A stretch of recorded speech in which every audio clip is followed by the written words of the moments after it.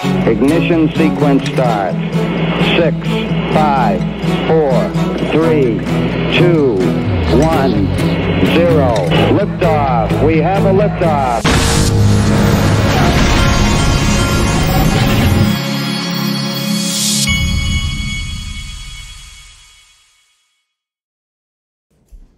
Hey everybody, this is the Digital Asset Investor, and if you hear some packs of baseball cards being opened, that's because there's an 11-year-old in the room unpacking baseball cards.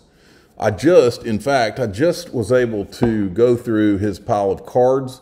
I got a Max Scherzer, I got an Austin Riley, and I got a Reggie Jackson. Those cards are now mine. No, they're not. All right. So let's get going. Link to put this out. Big news. And if you hear water, it's because my wife is using the sink over here too. All right.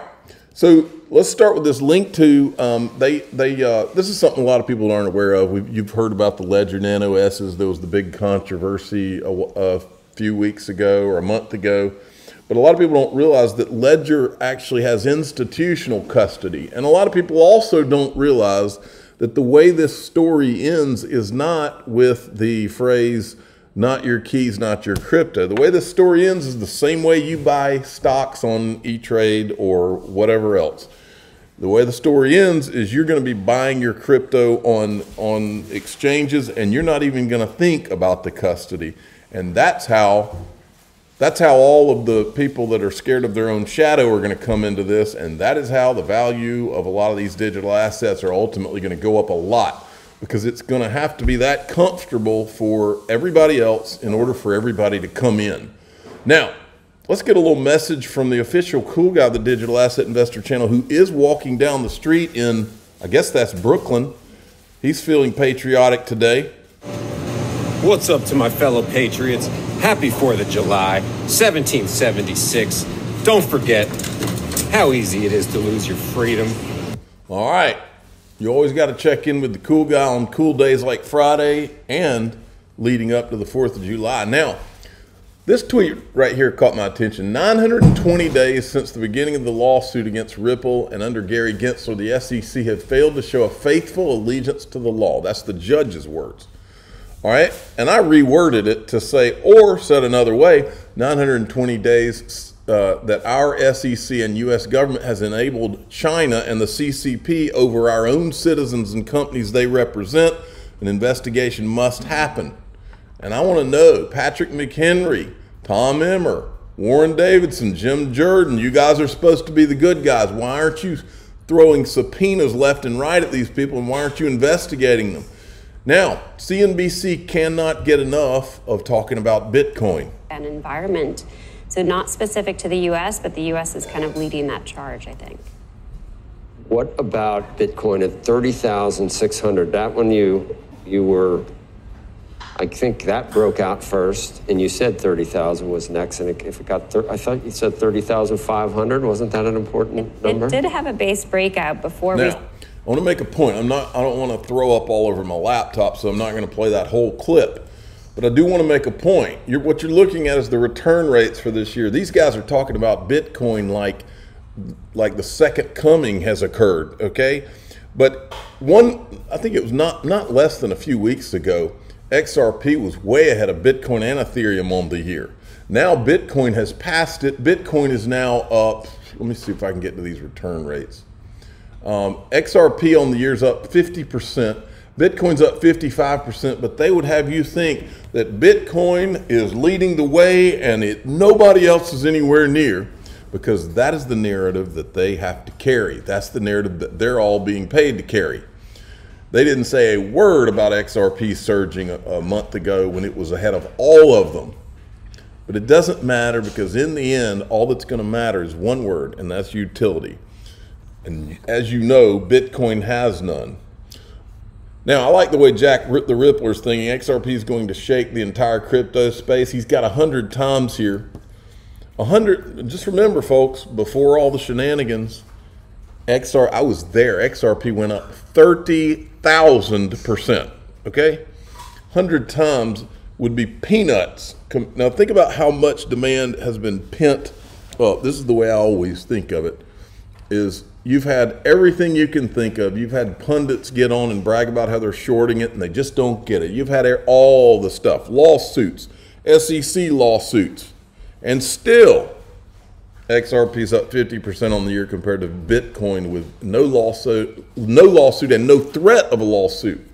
And that's because everybody knows Bitcoin's a clunky pile of junk compared to XRP, and that's the fact, Jack.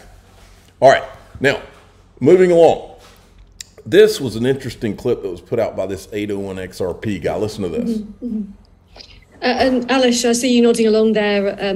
Do you want to chime in on this? Yeah, certainly. So, yeah, I think the question around the harmonization of the data is one of the key elements here. Just because you have two jurisdictions that both run an ISO 20022 doesn't necessarily mean the specifications are the same. There is still a required effort for a harmonization, right? So it certainly is not as a slam dunk.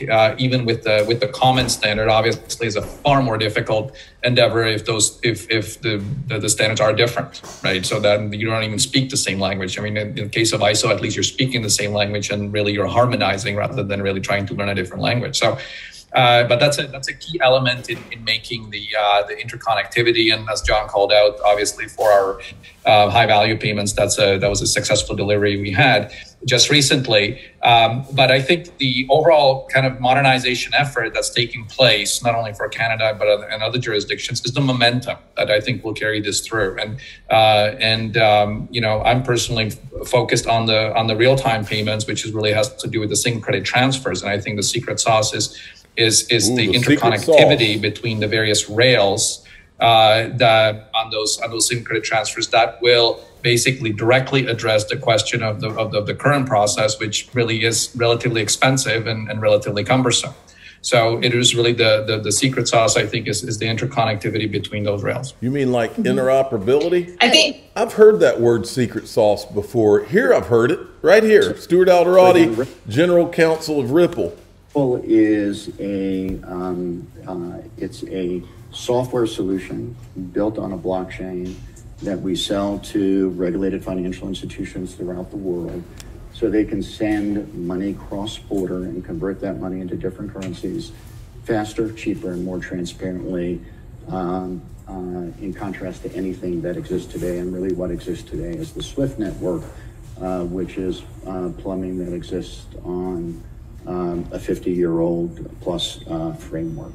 I think Ripple has created a software solution which allows banks to talk to each other and trust each other and message each other in the way. Wait a minute, that's my Austin Riley card. You can't take that. Where's my Reggie Jackson?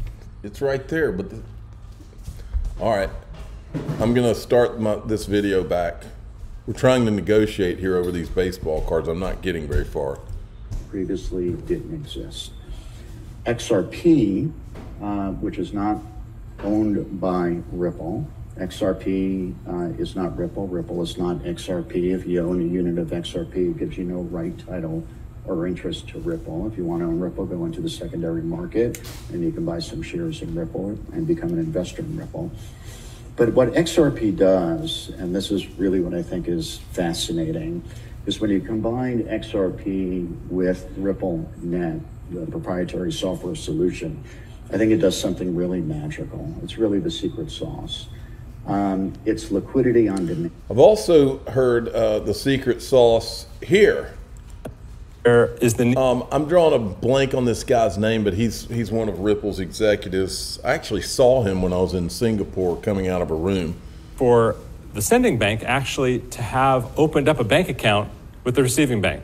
It's called a Nostro account, Latin for... Is his name Eric Metzger or something like that? Sounds about right. It's our account.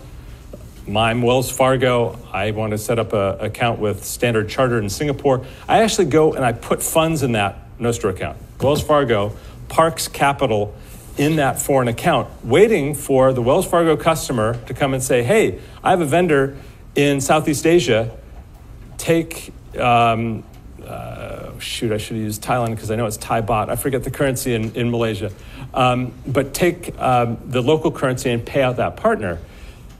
And of course, Wells Fargo doesn't have to only do that with Standard Chartered in Singapore. It has to do that with dozens, if not hundreds, of other correspondent banking partners around the world. That's a hugely inefficient use of capital. So how can we make that better?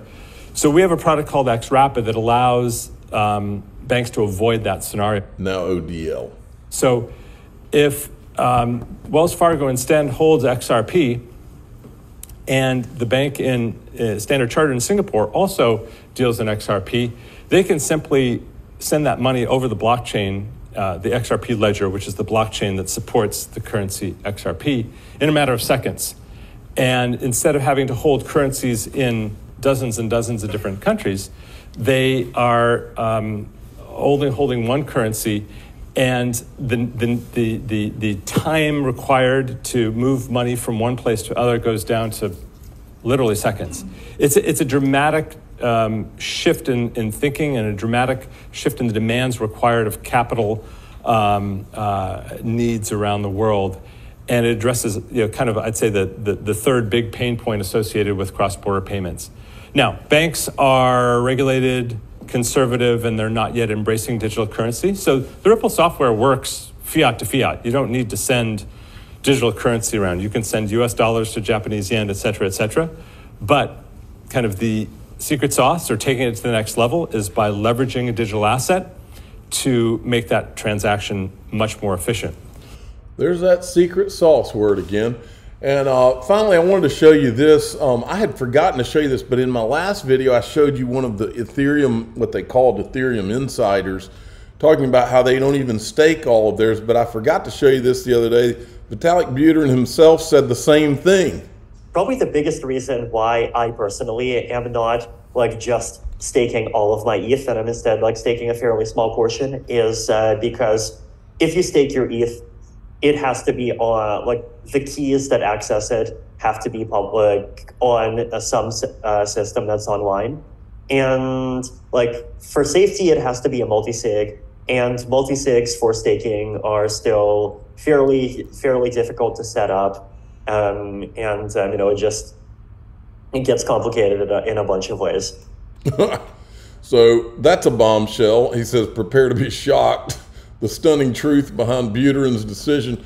And then Charles Hoskinson, apparently the Cardano founder, who also was one of the ETH founders, criticized Ethereum founder Vitalik Buterin for staking only a small portion of his ETH holdings, claiming that he shows a lack of trust in his own protocol. Now, this I consider to be a bombshell, but I have not been able to verify this. Patrick Riley, who I showed a thread from him in my last video, apparently, ever since Patrick Riley decided to run for president, he's on fire here, because this is the second time he's come up on my radar. In fact, if he's got a link in there to his presidential, since he's provided a couple of good pieces of content, if his link to his presidential campaign's in there, I'll show it to you. But anyway, he's saying here, Michael Arrington, I showed you this picture a day or so ago of Brad Garlinghouse and Michael Arrington. I was talking about how Michael Arrington had gotten in good shape. He lost a lot of weight. But they were apparently at a proper 4th of July party in their tuxedos. And but then Patrick Riley says that Arrington recently filed with the SEC an XRP-based hedge fund. Seems there's an expectation for all to go well. I don't know. I couldn't find any news of this. So, Patrick, if you're listening out there, I need a link to this. Here's his presidential website, by the way. Let's look at this. I haven't even really gotten a chance to look at it. There he is. He's running for president. I can't even imagine the pressure that would be. I've talked to my wife many times about how I don't think I would ever run for president. I don't want people to come after me the way that they come after you when you do something like that. I'm the digital asset, but anyway, if you want to check that out, it's patrickforpresident.com. I'm the digital asset investor. I'm not an investment advisor. This is for entertainment purposes only. Please subscribe. Hit the like button. Tell your friends and family that Patrick Riley has been putting out some good tweets, and so you ought to go check it out, patrickforpresident.com. Thanks for listening.